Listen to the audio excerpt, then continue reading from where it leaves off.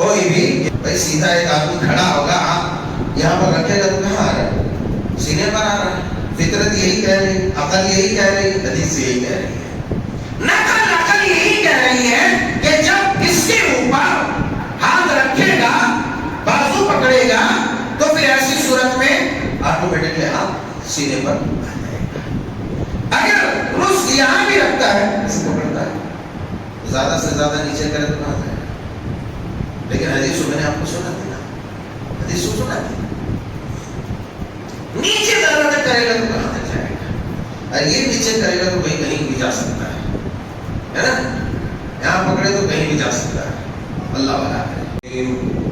من همزه ونفخه ونفثه بسم الله الرحمن الرحيم حافظوا على الصلوات والصلاة الوسطى وقوموا لله قانتين سبحانك لا علم لنا إلا ما علمتنا إنك أنت العليم الحكيم رب اشرح لي صدري ويسر لي أمري واحلل عقدة من لساني يفقهوا قولي رب زدني علما اللهم ارزقني فهما اللهم انفعنا بما علمتنا وعلمنا ما ينفعنا وزدنا علما ربنا يسر ولا تعسر وتمم الخير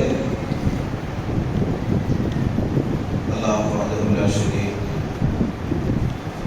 خالق کائنات مالک ارض و سما کے لیے ہر طرح کی عبادات خاص ہے، جو ہر طرح کی کمیوں خامیوں خرابیوں سے بے نیاز پاک و صاف ہے، جس کی ہستی سب سے عظیم، جس کا رتبہ سب سے بلند بالا، سب سے عظیم الشان، جس کی ذات وحدہ لا شریک ہے، جس نے ہم سب کو دین ایمان اور ہدایت کی سمجھ عطا فرمائی اور ہدایت پر استقامت عطا فرمائی، اسی لیے ہر حال میں ہم اسی کے حمد اور اسی کی ثنا بیان کرتے ہیں، اسی کا شکر بجا لاتے ہیں۔ فللہ الحمد وله الشکر سبحان اللہ وبحمدہ سبحان اللہ العظیم۔ اللهم صل على محمد وعلى آل محمد كما صليت على إبراهيم وعلى آل إبراهيم إنك حميد مجيد اللهم بارك على محمد وعلى آل محمد كما باركت على إبراهيم وعلى آل إبراهيم إنك حميد مجيد۔ عزیزان گرامی، نوجوانان قوم ملت، خواتین ملت اسلامیہ، پیارے بچوں، ماقبل کے خطبے میں نماز میں کی جانے والی غلطیوں اور کوتاہیوں میں سے چند ایک کا تذکرہ اور اس کا حل احادیث نبویہ سے نکال کر آپ کے سامنے رکھا گیا، اور یہ بات واضح کی گئی کہ نماز جو اللہ وحدہ لا شریک کی سب سے بڑی عبادت توحید کے بعد ہے، جس عبادت کے بجا لانے کے بعد ہی تمام عبادتیں مکمل ہوتی ہیں، جو افضل الذکر بعد افضل التوحید، افضل الذکر افضل الصلاۃ بعد توحید ہے، وہ نماز ہے، کہ توحید کے بعد اللہ تبارک و تعالیٰ نے اپنے بندوں کو نماز کی تلقین فرمائی۔ رسول کرم صلی اللہ علیہ وسلم نے داعیان دین کو بھی یہی اسلوب بتلایا کہ سب سے پہلے لوگوں کو اللہ کی توحید کی معرفت، اللہ کی توحید کی تعلیم دینا، اللہ تعالیٰ کی توحید کی طرف بلانا، جب وہ مان چاہیں تو اقامت صلاۃ کی طرف انہیں راغب کرنا اور بتلانا کہ دن و رات میں اللہ تبارک و تعالیٰ نے تمہارے لیے 5 نمازیں فرض کی ہیں۔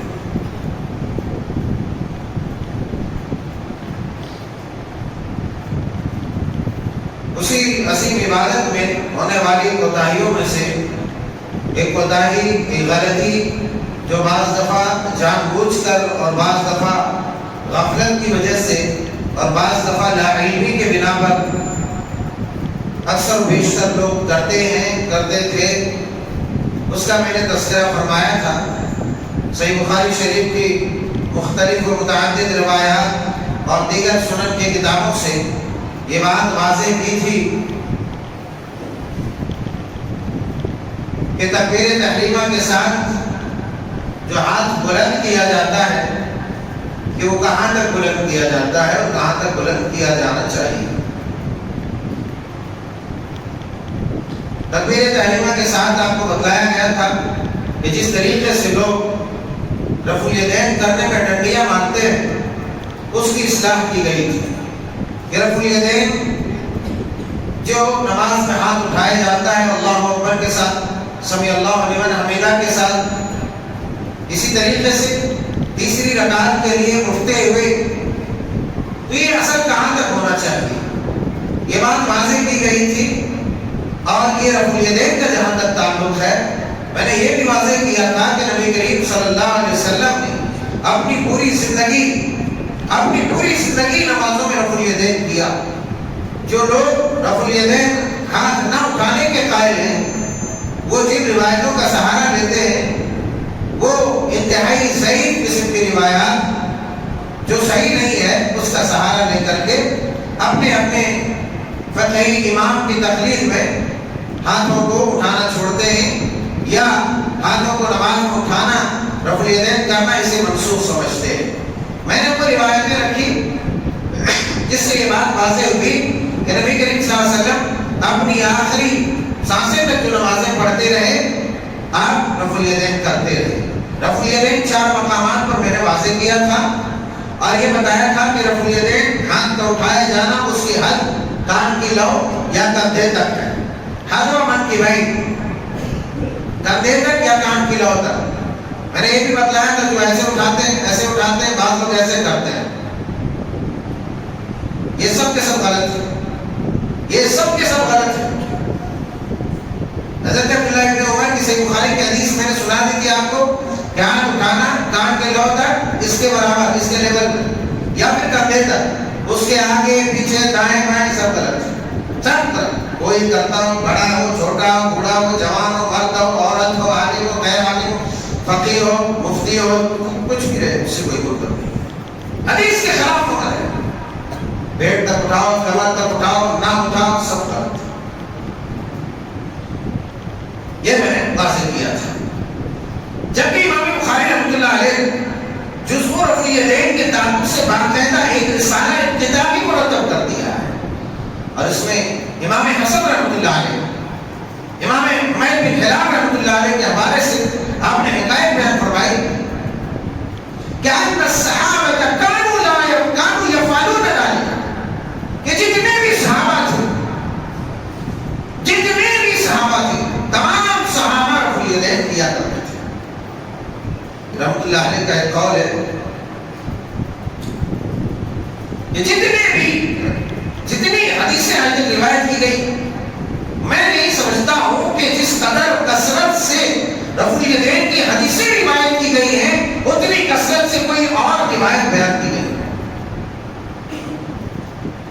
اتنی کثرت سے۔ اگر اس کے بعد کوئی انکار کرتا ہے، اس کے بعد اسے کوئی منسوخ سمجھ کر کے چھوڑتا ہے، تو وہ جانے، اس کا کام جانے، اس کی نماز اس کے رب کے درمیان ہے، ہم بیچ میں نہیں آئیں گے، یہی کہیں گے کہ سنت کے خلاف ہو رہا ہے۔ اس کے بعد دوسری بات آتی ہے ہاتھ باندھنے کی، پہلے بھی بتائی گئی، اور میں ان چیزوں میں بہت زیادہ بحث کرنے کے قائل نہیں، لیکن جو غلطیاں بارہا دیکھتا ہوں تو سمجھتا ہوں ذمہ داری کے تحت کہ کبھی کبھی لوگوں کو بتایا جانا ضروری ہے کہ آخر احادیث میں کیا چیز وارد ہے، کہ جو جیسا پڑھ رہا ہے، جو جیسا پڑھتا چلا آ رہا ہے اسی طرح ہے، یا پھر کچھ ہے حدیثوں کے اندر۔ تو یہ مسئلہ تو حل ہو گیا کہ کہاں تک اٹھائے، اس کے بعد آتا ہے اٹھا کر کے کہاں تک باندھے۔ تو اس ضمن میں پہلے حضرت علی رضی اللہ تعالیٰ عنہ سے ایک روایت مروی ہے جو سنن ابی داؤد کتاب الصلاۃ کے اندر موجود ہے، وہ روایت میں آپ کے سماعتوں کے حوالے کرتا ہوں، اور اس میں دیکھتے ہیں کہ حضرت علی کی روایت کیا ہے۔ عن علی رضی اللہ تعالی عنہ قال من السنة وضع الكف على الكف تحت السرة۔ حضرت علی کی طرف ایک روایت منسوب ہے جس میں یہ بیان کیا جاتا ہے کہ حضرت علی رضی اللہ تعالیٰ عنہ نے کہا سنت یہ ہے کہ نماز میں آدمی ہاتھ اس طرح باندھے کہ اپنی اس یہ ہتھیلی ہے، ہتھیلی کی پشت پر یہاں پر رکھے اور تحت السرہ یہ ناف کے نیچے رکھے، یہ ناف کے نیچے رکھے، یہ ناف کے نیچے رکھے۔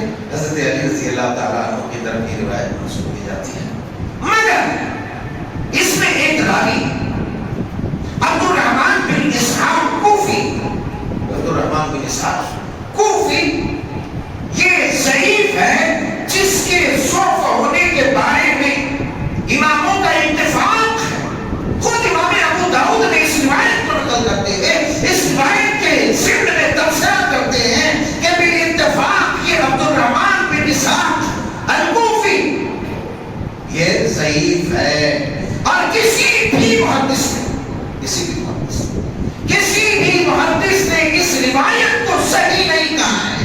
کوئی بھی دنیا کا مولوی، کوئی بھی عالم، کوئی بھی محدث یہ ثابت نہیں کر سکتا کہ اس روایت کو کسی بھی ایک امام نے صحیح، حسن یا حسن لذاتی، حسن لغیرہ کے درجے کو پہنچایا۔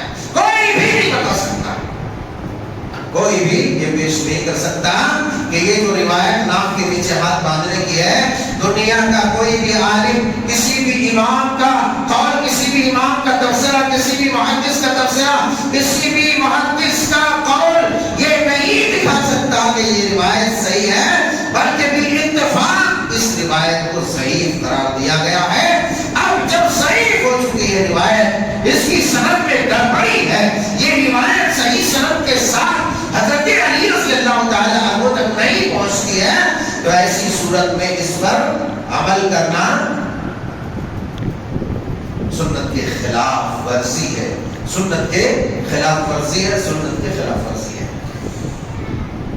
اس کے بعد ایک روایت اور ابو داؤد شریف کے اندر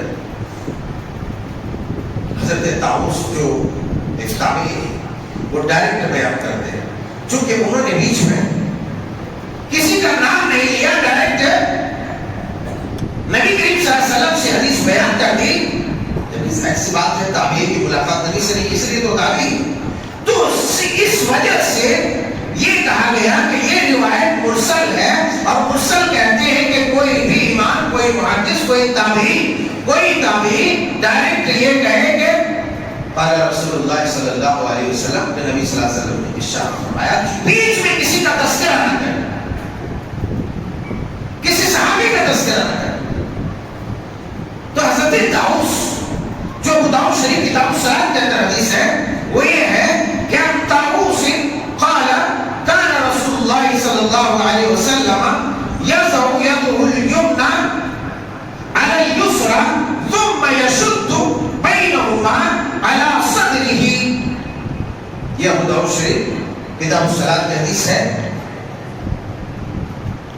اس کا معنی یہ ہوا کہ حضرت طاؤس کہتے ہیں کہ نبی کریم صلی اللہ علیہ وسلم جب نماز ادا فرماتے، جب نماز پڑھتے، نماز ادا کرتے، تو آپ اپنی نماز میں اپنے ہاتھوں کو یضع یده الیمنی علی یده یسری ثم یشد بینہما، پھر مضبوطی کے ساتھ پکڑتے، علی صدرہ، اور اپنے سینے پر رکھتے، اپنے سینے پر رکھتے، اپنے سینے پر رکھتے، علی صدرہ، اپنے سینے پر رکھتے، مضبوطی کے ساتھ پکڑتے، اپنے سینے پر رکھتے۔ یہ امام طاؤس کی روایت، اس پر محدثین نے کیا کہا ہے اس ضمن میں ایک اور روایت میں پیش کرتا ہوں۔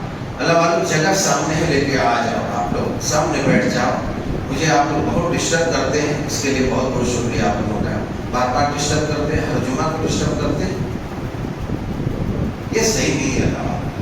اب میں حدیث بیان کر رہا ہوں، کیا پوائنٹس، کیا نکات آپ لوگ سمجھتے ہیں کہ یہ چوچو کا مربع ہے، آؤ اور کب کھا لو، ختم کر دو، ہر ایک حدیث کے ایک ایک لفظ کو مائنڈ سیٹ کرنا، ایک ایک پوائنٹ کو مائنڈ سیٹ کرنا، یہ کوئی چھوچو کا مربع، یہ بچوں کا کھیل نہیں ہے اللہ والوں، یہ کھیل نہیں ہے. تب ہر کوئی جو ہے شورما بن جاتا تھا اور ممبر و محراب کو سنبھال لیتا تھا. حدیثوں کو بیان کرنا اور اس کے پوائنٹس نکال کو بیان کرنا کوئی کھیل نہیں ہے. وہ آپ لوگوں کی صورت حال دیکھتا ہوں تو کچھ نہ کچھ ذہن سے نکل ہی جاتا ہے. کبھی حدیثی ذہن سے نکل جاتی کوئی میں بیان کرنے والا یہ تھا، جب خطبہ ختم ہوتا ہے تو بعد میں یاد آتا ہے میں تو وہ بیان ہی نہیں کیا کروں. آپ کو ثواب ملے گا اس کا، آپ کا فائدہ ہوگا. جو حدیث نہیں آئی آپ نہیں سن سکے. اگر آپ لوگ عقل والے ہیں، ہوش والے ہیں، بڑے اچھے لوگ ہیں، ذرا سامنے دیکھ کر کے آپ خود بیٹھ جائے. ہمارے شیخ عبدالشکور حسین رحمۃ اللہ علیہ، ان کی مسجد میں جو خطبہ ہوتا تھا تو مئو کے مدارس کے تمام زیادہ تر طلبا، چھوٹی مسجد تھی، 11 بجے سے آ کر کے بیٹھ جاتے تھے. اذان کے بعد کوئی بھی آتا تو اس کو کبھی بھی مسجد میں جگہ نہیں ملتی. معلوم ہے ہم لوگ کھڑے ہوتے تھے ایسے سمٹ کر کے، صحیح سے رکوع سجدہ نہیں ہوتا، رکوع سجدہ نہیں ہوتا. لیکن آپ کو کہنے کی ضرورت ہی نہیں پڑتی تھی، لوگ آپ کے سامنے بیٹھ جاتے تھے. بہرحال آپ لوگ بھی اچھے لوگ ہیں، لہٰذا آپ لوگ آئندہ خیال کیجیے، کیونکہ مجھے تو بالکل صحیح نہیں لگ رہا اور ڈسٹرب ہو جاتا ہوں، ڈسٹرب ہو جاتا ہوں. آپ لوگ ایسا کریں گے تو آپ کا نقصان ہوگا، میرا کچھ نہیں ہوگا. بہرحال کہتے ہیں کہ نماز میں آپ سینے پر ہاتھ باندھتے اور دائیں ہاتھ کو بائیں ہاتھ کے اوپر رکھتے اور پھر اسے مضبوطی کے ساتھ پکڑتے. ثم يشد بينهما، مضبوطی کے ساتھ پکڑتے. ایک اور روایت ہے کہ آپ علیہ السلام وائل بن حجر رضی اللہ تعالیٰ عنہ کی، حضرت وائل بن حجر رضی اللہ تعالیٰ عنہ کی روایت ہے، کہتے ہیں کہ نماز میں نبی کریم صلی اللہ علیہ وسلم ہاتھ باندھتے تھے. وضع يده اليمنى على ظهر كفه اليسرى والرسغ والساعد. آپ علیہ السلام نماز میں ہاتھ باندھتے تھے اور آپ کے ہاتھ باندھنے کی کیفیت یہ ہوتی کہ دائیں ہاتھ کی ہتھیلی بائیں ہاتھ کے ہتھیلی کی پیٹھ پر، على ظهر كفه اليسرى، یہ ہتھیلی ہے، یہ اس کی پیٹھ ہے، اس پر رکھتے. پھر فرمایا آپ ورس پر کلائی پر رکھتے، کلائی. والساعد، پھر آپ نے فرمایا کہ آپ جو ہے یہ پورے ہاتھ بازو پہ، ساعد یہاں سے لے کر کے یہاں پہ بولا جاتا ہے، رس کو یہاں سے یہاں تک بولا جاتا ہے، تو کلائی کے ساتھ یہ، اور ساعد یہ جو ہے بازو پر ایسے رکھتے. تو ایسے تو پکڑنا ٹھیک ہے، چلے گا، لیکن کچھ لوگ اوور کر دیتے ہیں، ایسے کر دیتے ہیں، یہ صحیح نہیں، یہ صحیح نہیں. آپ ہاتھ کو یوں رکھ سکتے اس کے اوپر، دوسرا یہ کہ کلائی کو کلائی کے اوپر، اور تیسرا یہ کہ آپ یوں رکھ سکتے. اب ایک انسان اگر یوں ہاتھ رکھتا ہے تو ذرا بتاؤ ہاتھ آٹومیٹک کہاں جائے گا؟ ہاتھ کہاں ہے بھائی؟ سیدھا ایک آدمی کھڑا ہوگا، ہاتھ یہاں پر رکھے گا تو کہاں آ رہا ہے؟ سینے پر آ رہا ہے. فطرت یہی کہہ رہی ہے، عقل یہی کہہ رہی ہے، حدیث یہی کہہ رہی ہے. عقل یہی کہہ رہی ہے کہ جب اس کے اوپر ہاتھ رکھے گا، بازو پکڑے گا، تو پھر ایسی صورت میں آٹومیٹکلی ہاتھ سینے پر آ جائے گا. اگر رس یہاں بھی رکھتا ہے، اسے پکڑتا ہے، زیادہ سے زیادہ نیچے کرے تو کہاں جائے گا؟ لیکن حدیث میں نے آپ کو سنا دینا، حدیث کو سنا دینا، نیچے زیادہ تک کرے گا تو کہاں تک جائے گا؟ اور یہ نیچے کرے گا تو وہی کہیں بھی جا سکتا ہے نا؟ یہاں پکڑے تو کہیں بھی جا سکتا ہے، اللہ والا ہے. تو یہ حدیث پاک کے اندر امام احمد نے اور بہت سارے محدثین نے اس کو روایت کیا. بہرحال سلسلہ حدیث ابن خزیمہ، سنن ابن خزیمہ کتاب الصلاۃ میں ایک اور حدیث پاک حضرت وائل بن حجر رضی اللہ تعالی عنہ سے روایت ہے. عن وائل بن حجر رضی اللہ تعالی عنہ قال رأيت رسول اللہ صلی اللہ علیہ وسلم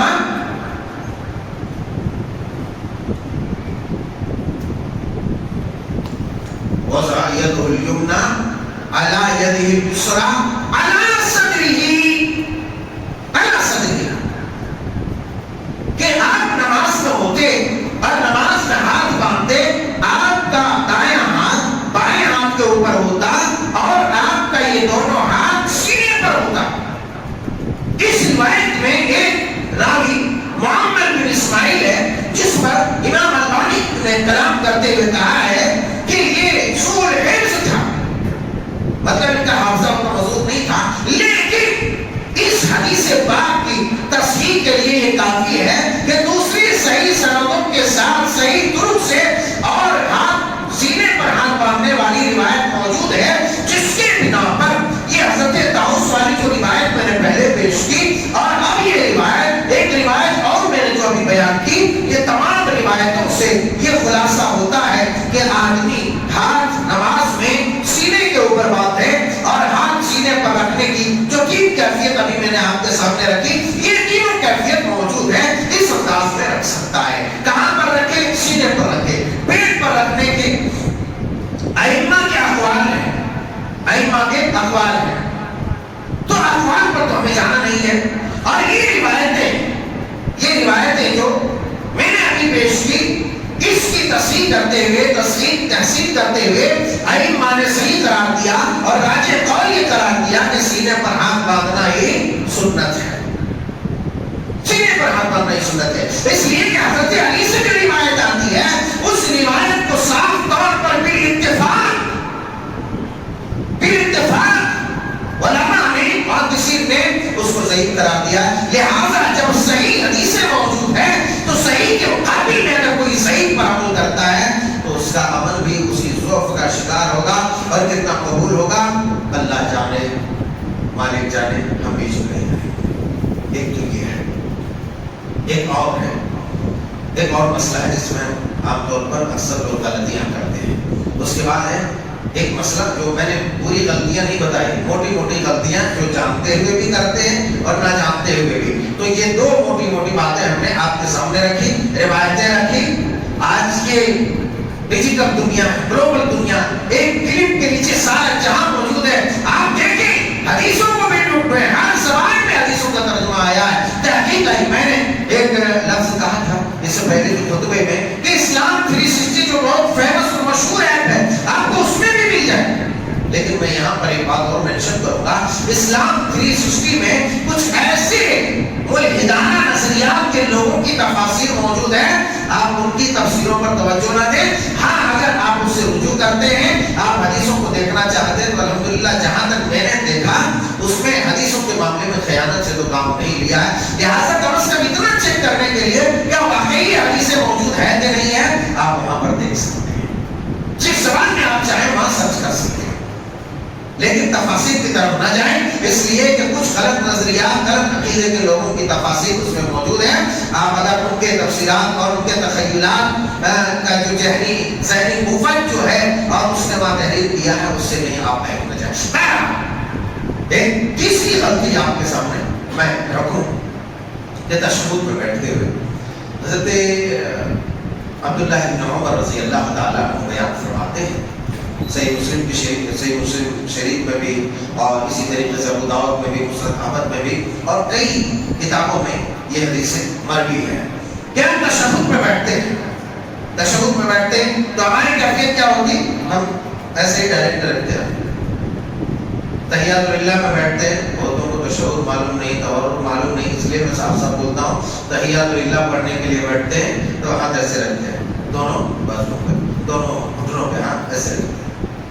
ہاتھ رکھنے کا صحیح طریقہ کیا ہے؟ حضرت عبداللہ بن عمر رضی اللہ تعالی عنہ بیان فرماتے ہیں کہ جب رسول اللہ صلی اللہ علیہ وسلم تشہد فرماتے، تشہد میں بیٹھتے، تو آپ کی کیفیت یہ ہوتی وَضَعَ يَدَهُ الْيُسْرَى عَلَى رُكْبَتِهِ الْيُسْرَى عَلَى رُكْبَتِهِ الْيُسْرَى وَالْيَدُ الْيُمْنَى عَلَى رُكْبَتِ الْيُمْنَى۔ جب آپ بیٹھتے تشہد میں تو آپ اپنے دائیں ہاتھ کو دائیں گھٹنے پر اور بائیں ہاتھ کو ہتھیلی کو بائیں گھٹنے پر رکھتے ہیں۔ آپ کی کیفیت کیا ہوتی ہے؟ وَأَكَلَ 53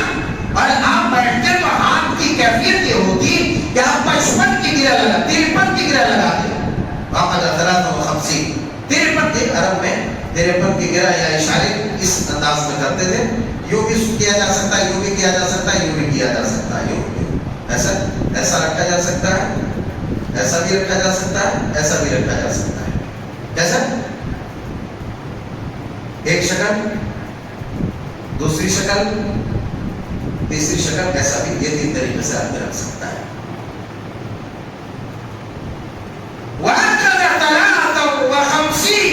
آپ 53 کی گرہ لگاتے, اور اپنی یہ شہادت کی انگلی سے اشارہ کرتے. کیا کرتے؟ اپنی شہادت کی انگلی سے اشارہ کرتے. عام طور پر لوگ کیا کرتے ہیں؟ یوں رکھ دیتے ہیں, اس کے بعد ہاتھ یوں ہی رہتا ہے, انگلیاں پھیلی رہتی ہیں. اشہد ان لا الہ الا اللہ, باہر کرنا ہے, توپ چلانا ہے, توپ چلانا ہے نا. نبی کریم صلی اللہ علیہ وسلم نے ارشاد فرمایا کہ آپ جو انگلی سے اشارہ کرتے ہیں, شیطان کو لوہے کی مار سے زیادہ سخت محسوس ہوتا ہے. لوہے کی مار سے زیادہ سخت تکلیف شیطان کو اس وقت ہوتی ہے جب آپ تشہد میں انگلیوں سے اشارہ کرتے ہیں. ارے کس نے یہ کہہ دیا کہ اشہد ان لا الہ الا اللہ پر انگلی اٹھاؤ اور پھر اشہد ان لا الہ الا اللہ ختم ہوتے ہی انگلی نیچے کر دو؟ کس نے کہا؟ حدیث میں تو یہ صاف واضح ہے کہ آپ 53 کی گرہ لگاتے, وَأَشَارَ بِإِصْبَعِهِ السَّبَّابَةَ, اور شہادت کی انگلی سے آپ کیا کرتے؟ اشارہ کرتے. اور بھی روایتیں ہیں مگر وہ کوئی اجازت نہیں دیتا. عقل مندوں کے لیے, سمجھداروں کے لیے اتنا ہی کافی ہے. ایک اور روایت جو ابو داؤد شریف کی ہے, میں آپ کی سماعتوں کے حوالے کرتا ہوں. حضرت عامر بن عبداللہ بن زبیر عن عامر بن عبداللہ بن زبیر عن ابیہ بہذا الحدیث قال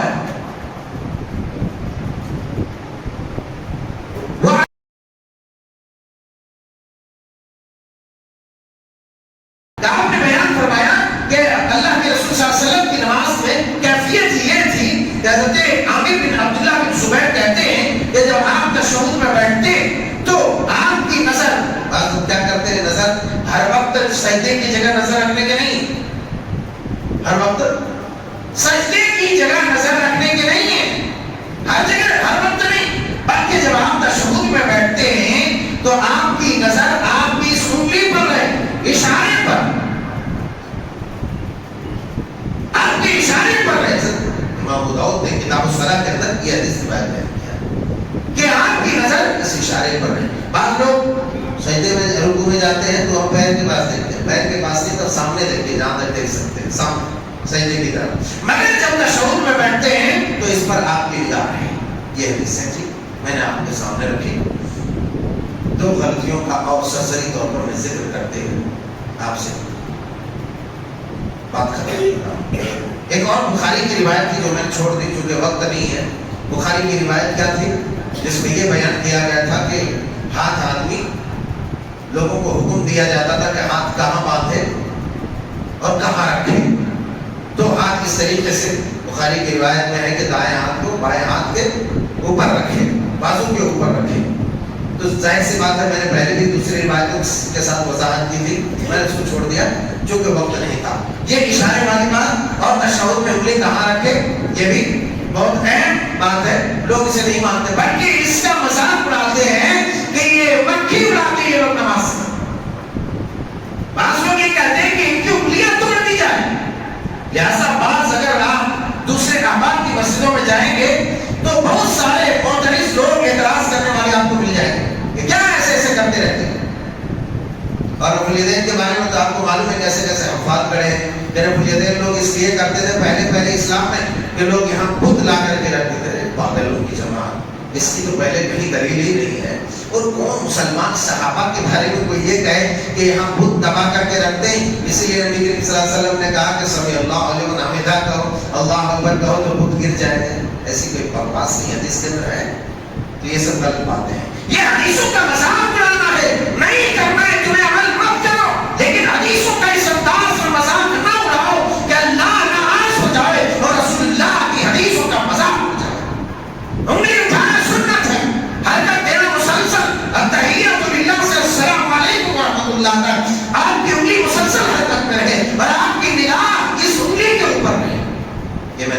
سے واضح کر دیا.